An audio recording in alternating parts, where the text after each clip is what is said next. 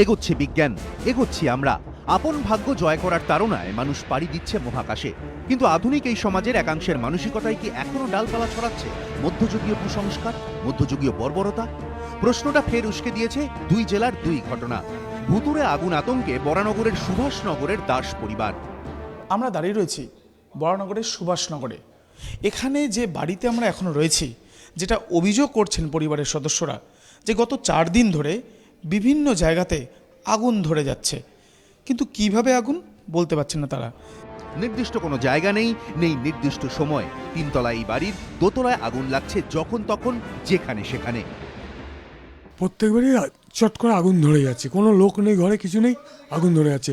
ঘরে এসে দেখছি আগুন জ্বলছে, গন্ধদের পেয়েই দৌড়ে আসছি, এসে জাস্ট করছি, আবার জল ফল দিয়ে নেবাচ্ছি। খাটের ওপর থেকে খাটের নিচ, জানালার পর্দা থেকে খেলার পুতুল, আগুন জ্বলে উঠছে সব জায়গায়। আতঙ্কে গোটা পরিবার। দুটো বাচ্চা নিয়ে সারা রাত ঘুমাতে পারছি না, পুরো মানে সারা রাত আমাকে জেগে কাটাতে হচ্ছে। এমনকি যে ছেলেটাকে আমি কোথায় শোয়াবো সেটাও আমি বুঝতে পারছি না, কারণ শোয়ালেই আতঙ্কের মতো, যে এখানে আগুন লাগছে ওখানে আগুন লাগছে। কিভাবে লাগছে আগুন, কে লাগাচ্ছে, ব্যাখ্যা খুঁজে না পেয়ে ঘটনাকে অলৌকিক বলে দাবি করছে দাস পরিবার। আতঙ্ক এতটাই গেড়ে বসেছে যে তা থেকে মুক্তি পেতে আশ্রয় নিয়েছেন তন্ত্র মন্ত্রেরও। 25,000 টাকা নিয়ে গিয়েছেন তান্ত্রিক। তার নিদান অনুযায়ী দরজায় টাঙানো হয়েছে মন্তব্যুত কাপড়। কিন্তু তারপরেও লাগছে আগুন। কিন্তু এই আগুন কি সত্যিই কোনো অলৌকিক ঘটনা? না, স্পষ্ট দাবি ভারতীয় বিজ্ঞান ও যুক্তিবাদী সমিতির। ভূত বা তন্ত্রমন্ত্র বা এই গোছের কিছু নয়, এই গোছের কিছু হয় না, অলৌকিক কিছু পৃথিবীতে ঘটে না।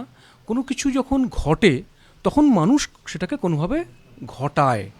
কিন্তু কাউকে তো দেখাই যাচ্ছে না, এমনকি বন্ধ ঘরেও লাগছে আগুন। কিভাবে তা ঘটছে? আপনি বাড়িতে যা দিয়ে মোমবাতি জ্বালান, যা দিয়ে গ্যাসে আগুন ধরান, সেই ধরনের কোনো লাইটার বা কোনো দেশলাই চট করে একটা জায়গাতে আপনি জ্বালিয়ে ধরিয়ে দিলেন। হ্যাঁ, এই যে ঘটনাগুলো ঘটেছে, ঘটনাটার প্যাটার্ন হচ্ছে যে বিরাট কোনো অগ্নিকাণ্ড কিন্তু হয়নি। একদিকে যখন আগুনের উৎস সন্ধানে ব্যর্থ হয়ে ভূত তাড়াতে তান্ত্রিকের তুকতাকে ভরসা, অন্যদিকে পশ্চিম মেদিনীপুরের ঝাড়গ্রামে গুনিনের নিদানে দূরসম্পর্কের ঠাকুমাকে ডাইনি অপবাদে খুনের অভিযোগ। কোথায় চলেছি আমরা? আধুনিক এই সময়ে কেন বারবার ঘটছে এমন মধ্যযুগীয় ঘটনা? অন্ধবিশ্বাসের এই অন্ধকার কাটবে কবে? প্রশ্ন উঠছে। আবির দত্ত, এবিপি আনন্দ।